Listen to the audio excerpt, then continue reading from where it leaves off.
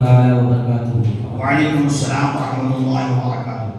نحمده ونصلي على رسوله الكريم أما بعد فأعوذ بالله من الشيطان الرجيم بسم الله الرحمن الرحيم. لو أنزلنا هذا القرآن على جبل لرأيته خاشعا متصدعا من خشية الله. صدق الله العظيم وصدق رسوله النبي الأمين المكين الكريم ونحن على ذلك لمن الشاهدين والشاكرين والحمد لله رب العالمين. اے قول محمد قول خدا فرمان نہ بدلا جائے گا. اے قول محمد قول خدا فرمان نہ باہر سے تشریف لائے ہوئے معزز مہمانوں سے گزارش ہے. اے قول محمد قول خدا فرمان نہ بدلا جائے گا. اے قول محمد قول خدا فرمان نہ بدلا جائے گا. بدلے گا زمانہ لاکھ مگر قرآن نہ بدلا جائے گا. عزیزان ملت اسلامیہ، اللہ رب العزت نے انسانوں کی ہدایت اور رہنمائی کے لیے اپنے پیارے رسول جناب احمد مجتبی محمد مصطفیٰ جان رحمت صلی اللہ علیہ وسلم کو اس دنیا میں مبعوث فرمایا. پھر ان پر ایک ایسی مقدس کتاب نازل فرمائی جس کی مثال پیش کرنے سے دنیا عاجز ہے. عزیزان ملت اسلامیہ، ہمارے آقا کی آمد سے پہلے دنیا ظلم و ستم کا گہوارہ بنی ہوئی تھی. تہذیب و تمدن کا جنازہ اٹھ چکا تھا. پوری دنیا جہالت اور تاریکیوں کی امان کا بنی ہوئی تھی. انسانیت تڑپ تڑپ کر دم توڑ چکی تھی. ہمارے آقا اس دنیا میں تشریف لائے تو آپ کی آمد سے سرزمین عرب کا گوشہ گوشہ پکائے نور بن گیا. ہر طرف علم و حکمت کے چشمے پھوٹ پڑے. الفت و محبت کا بول بالا ہو گیا. آپ کے نور سے ساری دنیا جگمگا اٹھی. پھر رب قدیر نے آپ کو کیسی کتاب عطا فرمائی جس کے بارے میں رب قدیر خود ارشاد فرماتا ہے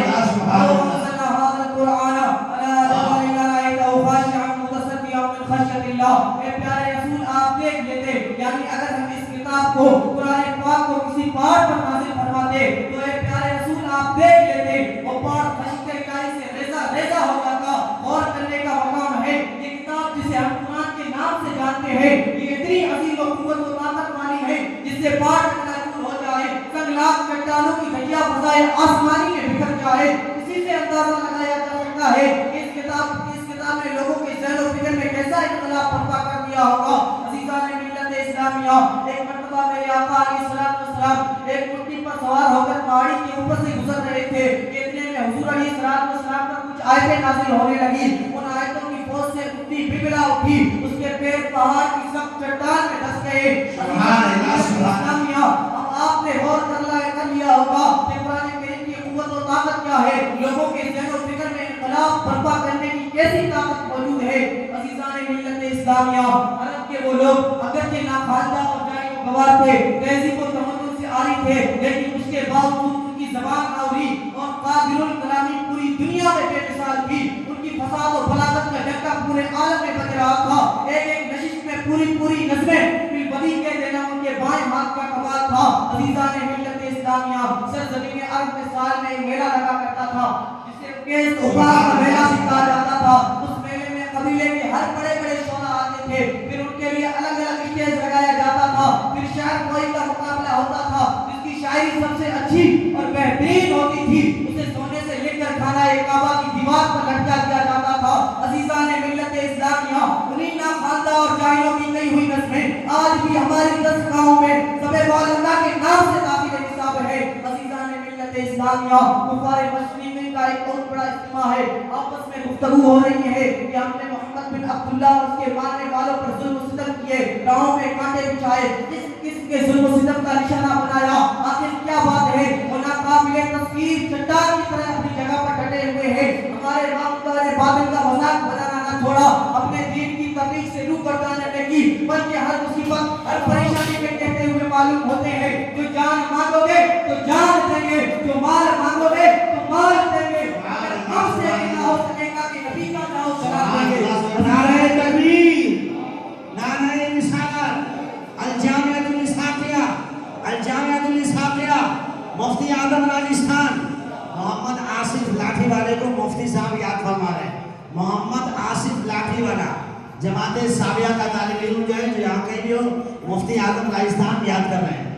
ارشاد चुनांचे कुफार मुशरिकीन कहने लगे हमारी तमाम कोशिशें नाकाम होती जा रही है, इसलिए कि उनको नई अंदाज से दावत के अज़ीज़ान मिल्लत इस्लामिया रऊसान मक्का ने कहा, ए उतबा बिन रबिया तुम्हें कादिरुल कलाम शायर भी हो, सहरुल बयान खतीब भी हो, तुम्हारी खिताबत से लोगों के रगों में खून दौड़ने लगता है, लोगों के रगों में खून दौड़ने लगता है, तुम अपनी खिताबत से लोगों के मिजाज बदल देते हो, इसलिए तुम जाओ और मोहम्मद बिन अब्दुल्लाह से गुफ्तगू करो और किसी तौर पर उन्हें इस बात पर मजबूर कर दो कि हमारे दीन की तबलीग अपने दीन की तबलीग बंद कर दे, हमारे माबूदान बातिल का मजाक बनाना बंद कर दे। अज़ीज़ान मिल्लत इस्लामिया उतबा बिन रबिया बारगाह मुस्तफ़ी में हाजिर हुआ, अपने मखसूस अंदाज में कहने लगा, ए मोहम्मद बिन अब्दुल्लाह अगर तुम्हें माल और दौलत की ख्वाहिश हो तो हम तुम्हारे कदमों में माल और दौलत का अंबार लगा देंगे, अगर तुम अरब की सरदारी चाहते हो तो हम सब मिलकर तुम्हें अरब का सरदार मुंतखब कर लेते हैं, मगर शर्त ये है कि आप हमारे माबूदान बातिल का मजाक बनाना बंद कर देंगे,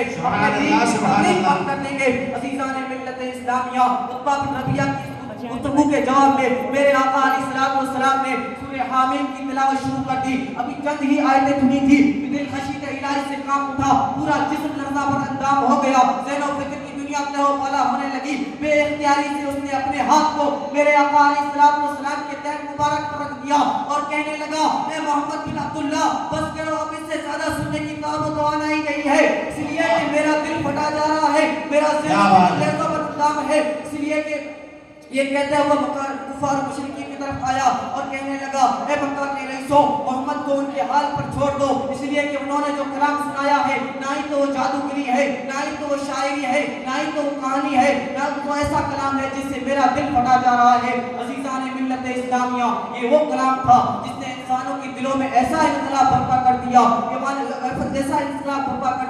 बातिल ने भी सर झुका लिया। अज़ीज़ान मिल्लत इस्लामिया जब कुफार मुशरिकीन ने ये देखा तो ये प्रोपेगेंडा शुरू कर दिया, ये तो अल्लाह का कलाम नहीं है, ये तो जादूगरी है। अज़ीज़ान मिल्लत इस्लामिया लेकिन भी सनादीद अरब को जब कुरान करीम ने ललकार कर आवाज दी, उन शायरों को, उन खतीबों को जिनकी अशार और खिताबत की चाशनी लोगों के कानों में रस घोला करती थी, जो कुरान करीम को जादूगर और हुजूर अलैहिस्सलाम को साहिब करते थे, कुरान करीम ने उन्हीं सनादीद अरब को जब ललकार कर आवाज दी, ए अरब की शायरों और खतीबों, फसाद और बलागत के अलम बरदारों, एक कांटों की नोक पर सूरज की किरण को तोड़ने वालों, इस सारी दुनिया को अपने सामने गूंगा और बेरा समझने वालों, सुनो, अगर तुमको कलाम इलाही होने में शक है तो इस जैसी एक ही सूरत बना कर लाओ। अज़ीज़ान मिल्लत इस्लामिया कुरान करीम उन्हें बार-बार आवाज देता रहा, बार-बार ललकारता रहा, मगर कहीं से कोई जवाब न आया। हर तरफ मौत की खामोशी, हर जानिब पुरहौल सन्नाटा, सबके मुंह पे ताले लग गए।